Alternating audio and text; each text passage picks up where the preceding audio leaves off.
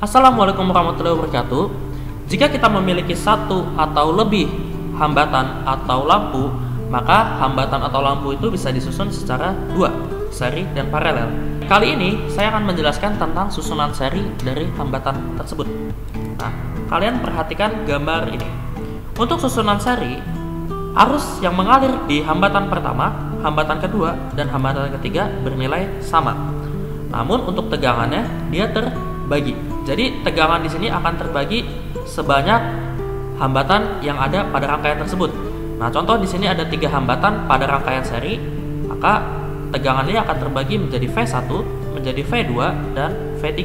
Seperti itu. Dimana kalau tegangan semua ini di total, maka akan menjadi tegangan sumbernya atau tegangan seri. Nah, kalian masih ingat hukum Ohm, bahwa hukum Ohm itu adalah V sama dengan I dikali R. Maka dari Vs ini kita bisa substitusi I dikali Rs sama dengan I1 dikali R1 untuk V1 ditambah I2 kali R2 untuk V2 ditambah I3 kali R3 untuk V3. Nah, kalian bisa perhatikan kalau untuk susunan seri, arus yang mengalir di masing-masing hambatan nilainya adalah sama dengan arus yang keluar dari baterai. Maka kita bisa coret saja nilai I pada masing-masing komponen. Maka didapat dengan mencoret nilai I, maka didapat bersamaan Rs sama dengan R1 ditambah R2 tambah R3 dan seterusnya kalau hambatannya lebih dari 3. Nah, Rs ini adalah nilai dari hambatan pengganti pada rangkaian seri, seperti itu. Jadi 3 resistor ini atau 3 hambatan ini bisa kita ganti menjadi satu nilai hambatan dengan mentotalkan atau menjumlahkan nilai R1, R2, dan R3 seperti itu. Dimana R seri ini adalah hambatan pengganti pada rangkaian seri. Masuk ke susunan paralel.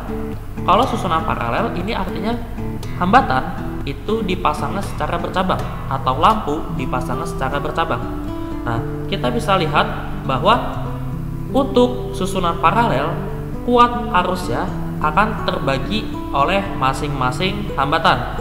Jadi ketika melewati cabang ini, maka di sini arusnya akan terbagi menjadi I1, I2, dan I3, di mana I1, I2, I3 itu merupakan total dari arus paralel atau arus total yang keluar dari baterai. Namun, tegangan yang dimiliki susunan paralel itu nilainya sama dengan tegangan sumbernya. Ya, di sini V1, V2, dan V3 seperti itu. Tapi kalau di sini ada hambatan lagi, maka nilai V1, V2, V3 ini nggak sama ya. Itu nanti masuknya ke rangkaian campuran, nanti ada di contoh soal.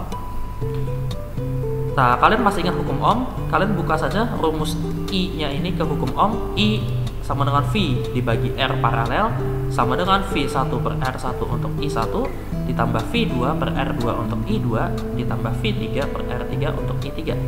Nah, kalian ingat lagi kalau susunan paralel itu tegangannya yang sama. Jadi susunan paralel bisa dikatakan sebagai pembagi arus, tapi tegangannya sama. Kita bisa coret nilai tegangannya V dengan V1, V2, V3 karena di sini semuanya sama. Maka kita bisa dapatkan persamaan 1 per Rp sama dengan 1 per R1 ditambah 1 per R2 ditambah 1 per R3 ditambah seterusnya. Di mana rangkaian paralel ini juga kita bisa ganti menjadi satu hambatan. Jadi ini adalah Rp itu disebut sebagai hambatan pengganti pada rangkaian paralel seperti itu. Nah, sekarang untuk rangkaian seri dan paralel, kalian bisa perhatikan gambar ini.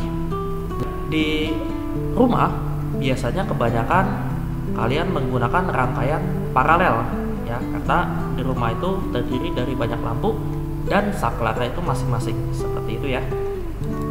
Nah, kita masuk ke contoh soal. Yang pertama, tentukan hambatan pengganti pada rangkaian di bawah ini. Nah, ini bentuk rangkaiannya. Nah, kalian bisa perhatikan bahwa ini semua itu adalah seri ya. Jadi seri itu artinya hambatannya terpasang di satu garis yang sama. Nah, maka kita bisa langsung mencari nilai hambatan penggantinya dengan mentotalkan atau menjumlahkan semua hambatan yang ada di sini. Masuk R1 2 tambah 4 tambah 3 tambah 2 tambah 4 tambah 5 tambah 3. Maka hambatan penggantinya itu adalah 23 ohm. Seperti itu. Nah, masuk ke contoh soal kedua. Nah, di contoh soal kedua kita masuk rangkaian campuran. Ya, di sini ada seri, ada paralel. Nah, bagaimana kita mencari hambatan penggantinya? Kita mulai dulu dari rangkaian paralel atau rangkaian yang bisa disederhanakan. Nah, kita mau mengganti ini dengan hambatan pengganti. Nah, kalian bisa menggunakan 1/Rp sama dengan 1/R1 tambah 1/R2. Ya, jadi ini saya misalkan sebagai Rp. Dimana R1-nya adalah 6, R2-nya adalah 3. Kita samain penyebut, maka didapat penyebutnya adalah 6. 6 bagi 6 kali 1 hasilnya 1. 6 bagi 3 kali 1 hasilnya adalah 2. Seperti itu. Nah, ini langsung dijumlahkan saja karena penyebutnya sudah sama, maka didapat 1/Rp sama dengan 3/6. Nah, kita balik, maka Rp sama dengan 6 bagi 3, yaitu adalah 2 ohm. Seperti itu. Nah, setelah kita mencari hambatan pengganti untuk paralel, maka dua resistor ini atau dua hambatan ini bisa kita ganti jadi satu. Nah, karena kan kalau udah begini berarti rangkaiannya menjadi seri. Maka kita mencari hambatan penggantinya atau hambatan total ya, tinggal dijumlahkan. R1 tambah Rp tambah R2. Di mana R1 adalah 4, Rp-nya adalah 2 dan R2-nya adalah 3. Dijumlahkan maka hasilnya adalah 9 ohm. Seperti itu. Oke, masuk sekarang ke nomor 3. Tentukan hambatan pengganti pada rangkaian di bawah ini. Nah, bisa kalian lihat ada 4 hambatan di sini.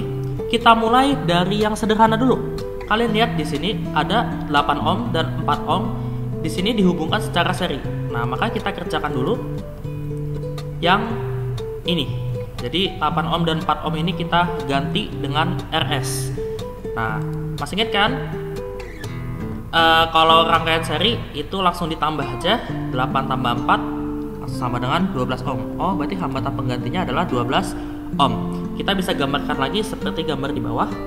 Nah, kita bisa lihat di sini bahwa 12 ohm dan 4 ohm ini merupakan rangkaian paralel. Maka ini kita ganti dulu sebagai Rp. Nah, kalau untuk hambatan pengganti paralel, kita bisa gunakan 1/Rp sama dengan 1/12 ditambah 1/4. Kita samain penyebut. 12 bagi 12 1, 12 bagi 4 3. 1 ditambah 3 nanti hasilnya adalah 4/12 atau Rp-nya sama dengan 12 bagi 4 itu sama dengan 3 ohm. Jangan lupa dibalik ya. Dapat?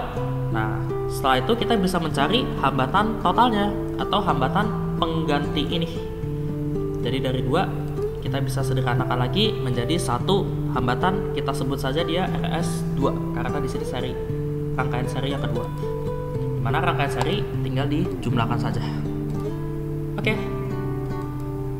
Nah, berikut adalah latihan soal yang saya berikan.